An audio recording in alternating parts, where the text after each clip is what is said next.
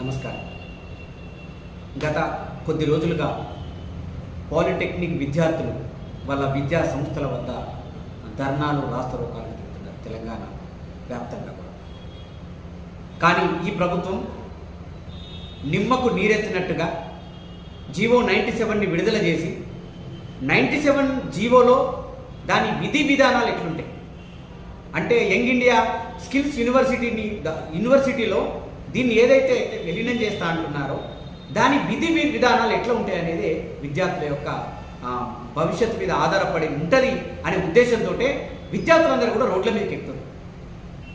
ముఖ్యమంత్రి ఏమో జీవోలను విడుదల చేస్తారు, ఎడ్యుకేషన్ మినిస్టర్ ఇప్పుడు విదేశీ పర్యటన ఉంది. మరి ఈ తెలంగాణలో పాలిటెక్నిక్ విద్యార్థులు ఇంత పెద్ద ఎత్తున ఉద్యమం చేస్తుంటే వారికి సమాధానం చెప్పేది ఎవరు? ప్రభుత్వం నుంచి ఎవరో ఒకరు సమాధానం చెప్పాలి కదా. సమాధానం చెప్పకపోతే అటు విద్యార్థుల తల్లిదండ్రులు, అలాగే ఏదైతే పాలిటెక్నిక్ విద్యా సంస్థల్లో ఎవరైతే ఉపాధ్యాయులుగా పనిచేస్తున్నారో లెక్చరర్స్ కూడా ఈరోజు రోడ్ల మీద పడే పరిస్థితి వచ్చింది, ఉద్యమాలు చేసే పరిస్థితి వచ్చింది. అసలు ఎందుకు జరుగుతుంది ఇవన్నీ? మీరు నిజంగానే యంగ్ ఇండియా స్కిల్స్ యూనివర్సిటీ ద్వారా మంచి చేకూర్చాలంటే విద్యార్థులు ఏమంటున్నారు? రేపు బీఈనో బీటెక్ ద్వారా కావచ్చు, సెకండ్ ఇయర్లో లాటరల్ ఎంట్రీ ద్వారా వాళ్ళకి అవకాశాలు ఉంటాయా లేవా దాని మీద స్పష్టత ఇవ్వాలంటున్నారు.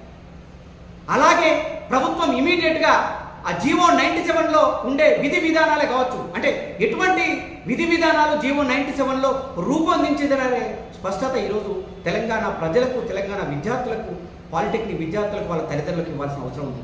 వెంటనే పాలిటెక్నిక్ ఉపాధ్యాయులతో, తల్లిదండ్రులతో, విద్యార్థులతో ప్రభుత్వం కూర్చొని వారికి జీవో 97 ద్వారా ఎట్లుండబోతుంది, ఎటువంటి విద్యను అందిస్తున్నారు, ఎటువంటి స్కిల్ డెవలప్మెంట్ని ఈ ప్రజలకు, ఈ ప్రజల యొక్క పిల్లలకి అందించాలనుకుంటున్నారు, తల్లిదండ్రుల పిల్లలకి అందించాలనుకుంటున్నారు అనే విషయాన్ని స్పష్టత ఇవ్వాల్సిన అవసరం ఉంది.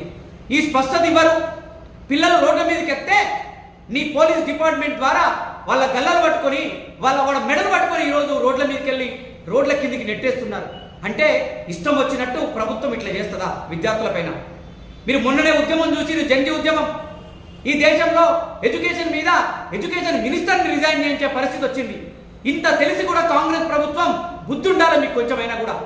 అటువంటి ఎడ్యుకేషన్ మినిస్టర్నే గద్దె దింపడానికి ప్రయత్నించిన విద్యార్థులు ఈ రోజు నువ్వు చేస్తున్న అరాచకాల పైన ఎదురు తిరిగే పరిస్థితి ఏర్పడుతుందనే పోలీసులతో వాళ్ళ యొక్క మెడలు బట్టి ఇష్టం వచ్చినట్టుగా ఈరోజు మహబూబ్ నగర్లో చూసినాం. నిన్న ఇష్టం వచ్చిన పిల్లల పైన అరాచకంగా వాళ్ళని కొట్టి, వాళ్ళను బొండికాయ బట్టి వాళ్ళను చంపే ప్రయత్నానికి చూసిన వీడియోలన్నీ కూడా మనం చూసుకోగలిగినాం. వెంటనే ఆ సిఐని సస్పెండ్ చేయాలి ప్రభుత్వం. అట్లనే విద్యార్థుల తల్లిదండ్రులకి ఏదైతే జీవో 97 పైన వెనకాల ఉన్న ఏవైతే దాని ప్రతిదీ కూడా విద్యార్థులకు చెప్పగలగాలి. ప్రతిదీ కూడా విద్యార్థుల తల్లిదండ్రులకు తెలిసేలా. అలాగే అక్కడ ఉండే ఉపాధ్యాయులు కూడా, ఎందుకోసం అంటే skill development university, young India యూనివర్సిటీలో వాళ్ళందరినీ కూడా విలీనం చేసినప్పుడు మరి ఈ ఉపాధ్యాయులందరినీ కూడా ఎక్కడికి పంపిస్తారో చెప్పాలి ప్రభుత్వం. అరే ఎటువంటి ప్రభుత్వం నుంచి ఎటువంటి విధి విధానాలు ఉన్నాయని తెలియదు. జీవోలు విడుదల చేయాలి, తల్లిదండ్రులని, పిల్లలని, ఉపాధ్యాయులని అయోమయం చేయాలి. ఇదేనా కాంగ్రెస్ ప్రభుత్వం? ఇదేనా మీరు తెలంగాణకు చేసేది?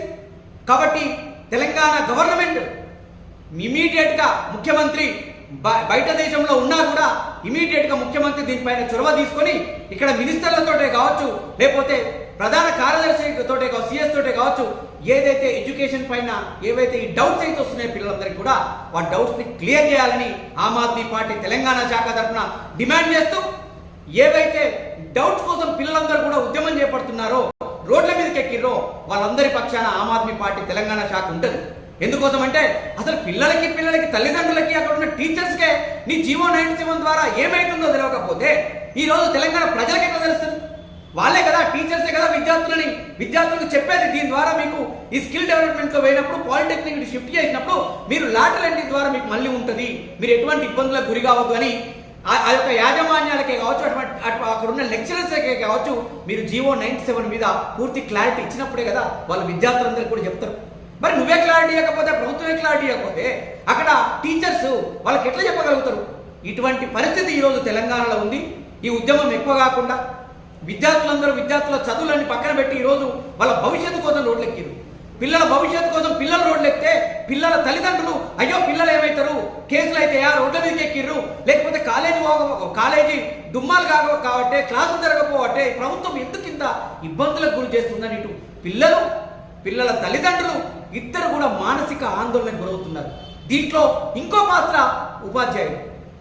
వీళ్ళు కూడా తల్లిదండ్రులతో పాటు విద్యార్థులతో పాటు వాళ్ళు కూడా ఒకవైపు కుమిలిపోతున్నారు, ఇబ్బందులకు గురవుతున్నారు. మా ఉద్యోగాలు పోతే ఏమో, మాకు రేపు ఫ్యూచర్ ఉండదేమో అనే ఆ భయం ఈరోజు టీచర్ల మధ్యన కూడా ఉంది. కాబట్టి ప్రభుత్వం వెంటనే వాటిపైన క్లారిటీ ఇవ్వాల్సిన బాధ్యత ఈరోజు ఈ కాంగ్రెస్ ప్రభుత్వానికి.